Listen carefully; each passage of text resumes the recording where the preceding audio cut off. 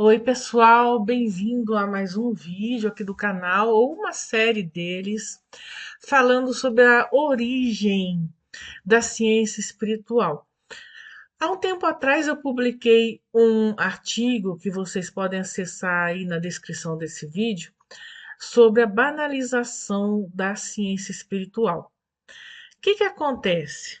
Eu tenho percebido que de 2012 para cá, e quem lembra de 2012, que foi o ano do fim do mundo, que na verdade era o fim do calendário maia. Né? Lembra da data fatal, 21 de dezembro de 2012, e que muitos esperavam que o mundo ia acabar, que ia ter uma catástrofe. Outros diziam, é o fim da era de peixes, começo da era de aquário. Enfim, né, foi uma data muito falada na época e que, na verdade, 2012, que eu percebi uma sincronicidade a respeito do ingresso de Netuno no seu signo de regência, Peixes. Então, Netuno ele entrou em Peixes em 2012 e saiu recentemente, aí no começo do ano. Isso já foi para Áries, né? Depois vai voltar um pouquinho para Peixes e aí definitivamente ano que vem ele vai estar em Áries. Mas, enfim, então o que significa tudo isso, Netuno em Peixes? Bom, Netuno e Peixes são arquetipicamente voltados à transcendência, à espiritualidade, ao mundo sutil, ao mundo das possibilidades quânticas, da psique coletiva. E esse fim do calendário maia marca, e vocês se vocês fizerem uma reflexão, marca exatamente esse empobrecimento e desvalorização da ciência espiritual. De lá para cá, o que tem aparecido de fórmulas mágicas, aulão de cabala para prosperidade, faça seu mapa por R$19,90. Encontre sua missão de vida. E dentre milhões de terapias de fim de semana, cursos online, de como fazer horóscopo sem estudar astrologia, esse foi o campeão. Mas, enfim, de lá para cá, eu tenho notado esse empobrecimento. É como se os maias dissessem: ok, última chamada, e nós ficamos aqui sobrando, tá? E sobrando não, nós temos que recuperar isso, nós temos que olhar para a ciência espiritual com mais importância do que ela está sendo tratada hoje. De 2020 em 2020, quando teve aquela conjunção de Plutão e Saturno, isso tem acelerado demais. Parece que todos estão correndo atrás de fórmulas mágicas.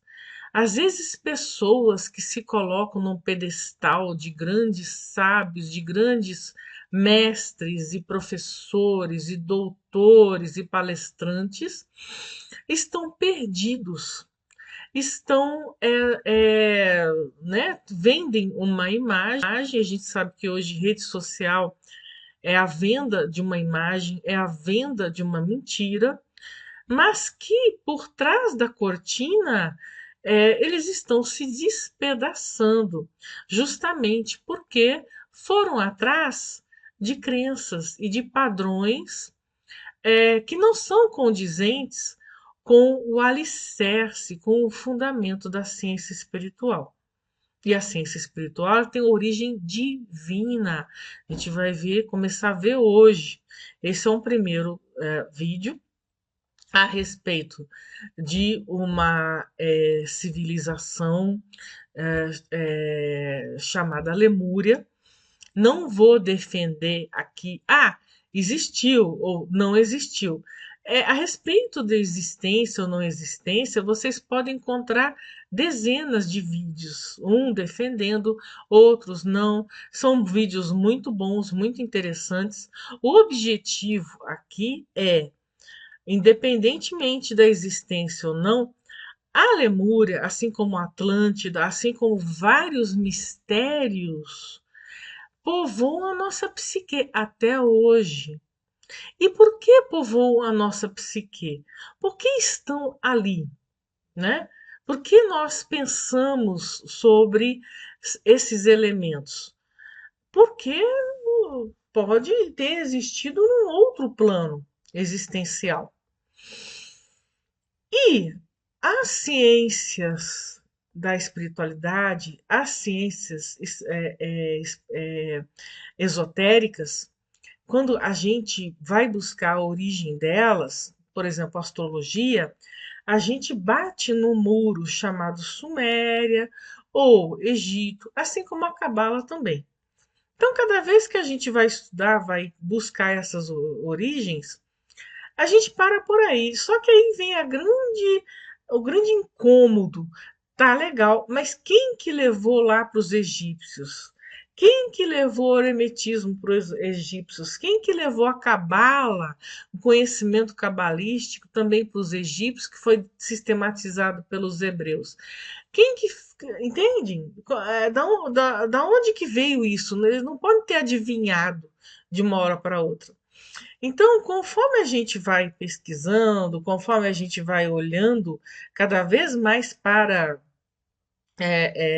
trás, né, para pré-história, nós encontramos alguns traços que podem sugerir um começo, como por exemplo a Lemúria, tá? Bom, ah, a gente, em termos assim do conhecimento da espiritualidade, nós encontramos registros sobre a Lemúria pelos teósofos e por Rudolf Steiner, que foi da Sociedade Teosófica e depois fundou a Antroposófica. Né?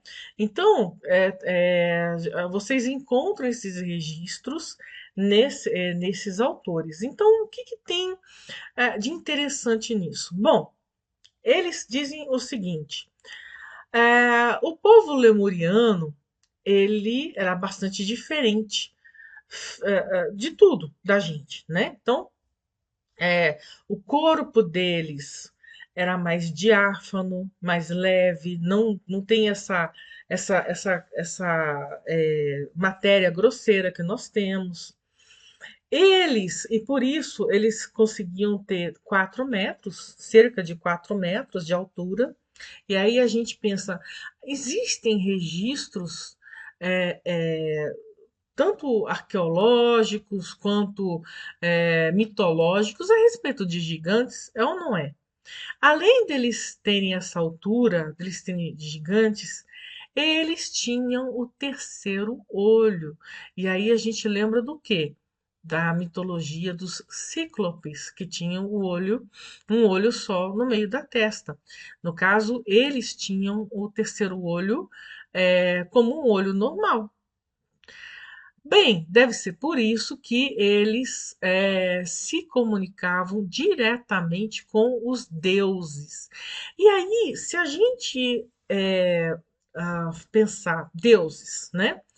Tanto o Rudolf Steiner quanto o Platão, eles falavam, principalmente a respeito dos Atlantes, que eles tinham um contato, um entendimento, que eles foram criados, vamos dizer assim, o Rudolf Steiner que tem uma visão mais cristã, que foram criados por seres angélicos, arcangélicos, e em Crítias do Platão, ele fala que os Atlantes eram descendentes, foram fundados por Netuno. Olha que interessante, né? Netuno de novo.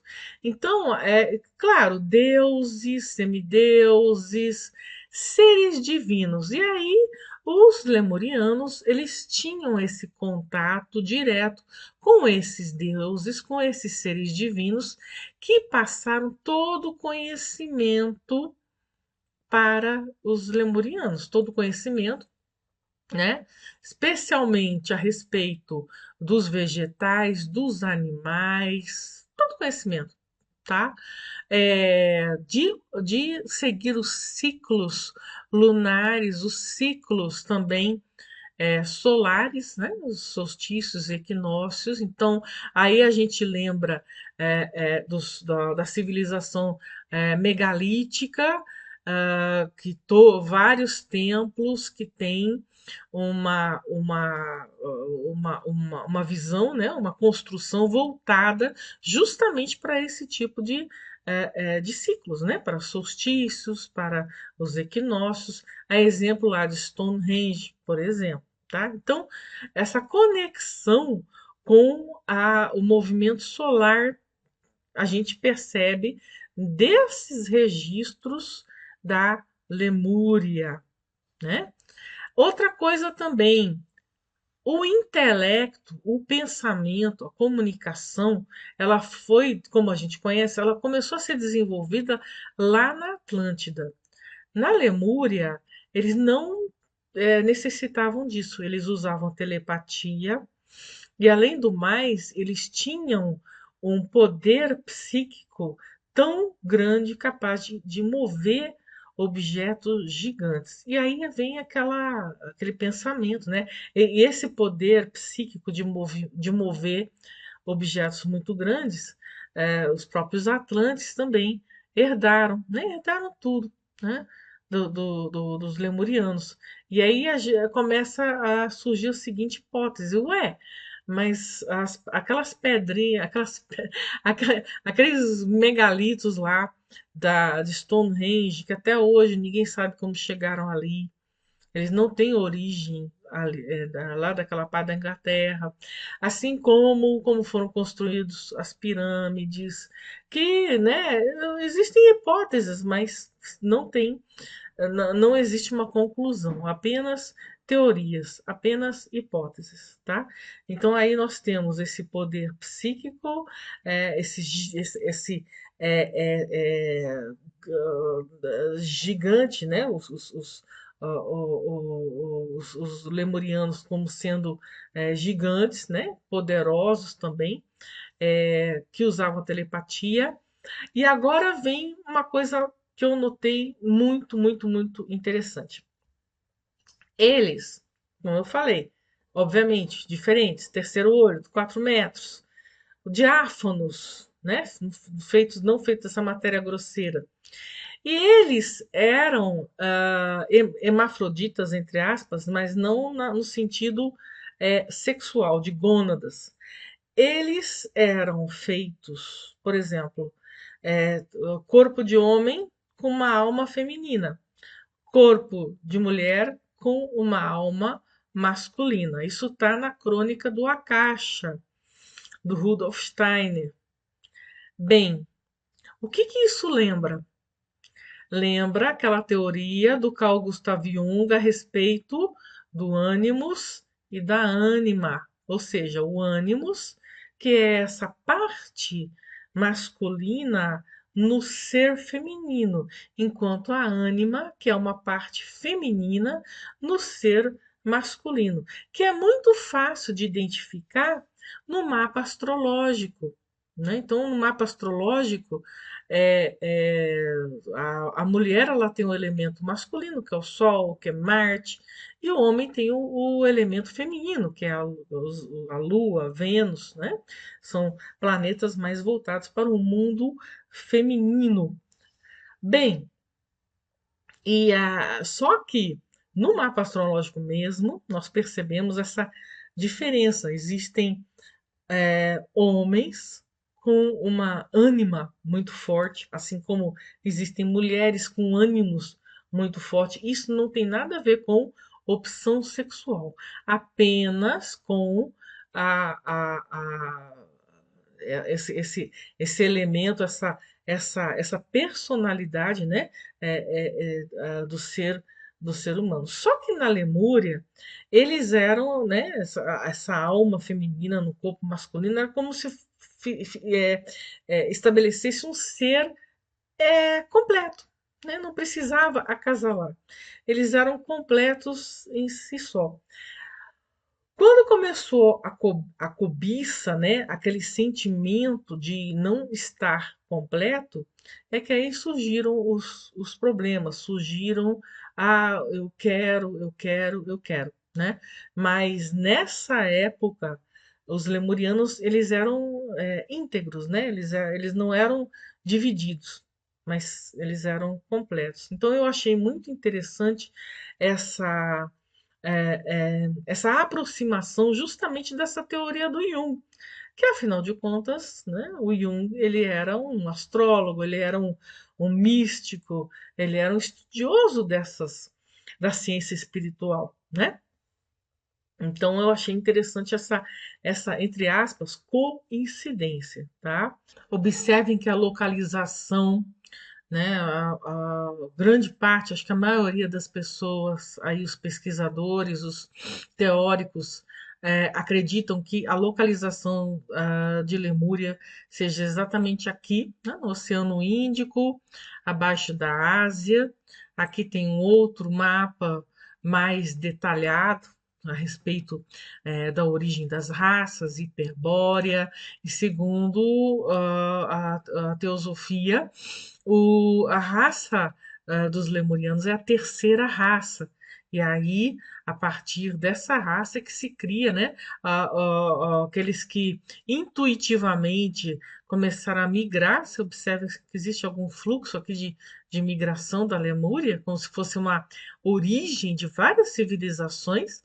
Então, a partir dessa migração, tá, eles parte foi criar a Atlântida, tá? Segundo as teorias deles, né? Então, enfim, essa parte que foi para criar a Atlântida foi uma parcela e que evoluiu bastante, né? O suficiente para ter todo aquele aprendizado divino para criar uma nova civilização da Atlântida, ainda mais avançada, tá? Então, vocês vão ver, a partir do próximo vídeo a gente vai falar sobre a Atlântida, e aí vocês vão perceber o quanto é importante essas raízes da espiritualidade, da divindade que nós temos, o quanto todos os dias deveríamos pensar, pelo menos, nem que seja 30 segundos a respeito disso. Puxa, eu tenho essa herança divina, seja real, né? Seja mitológica, seja no nossa psique coletiva, nós temos essa herança para venerar e não para, infelizmente, como hoje tem acontecido com muita frequência, né? Como eu falei, desde 2020, desde 2012 para cá, no fim do calendário Maia, e tem acelerado de 2020 para cá por causa da conjunção de Plutão com Saturno, né? Essa inversão de valores, essa distorção a respeito do nosso papel como seres divinos, de herança divina, a nosso respeito à ciência espiritual, tá? E nós precisamos recuperar isso o mais breve possível. Tá bom? Muito obrigada por ter assistido esse vídeo. Comentem, meditem sobre isso, entrem em contato, façam os comentários a respeito do que vocês acharam, do que vocês intuíram também, do que vocês já ouviram falar dessas civilizações. Um grande abraço.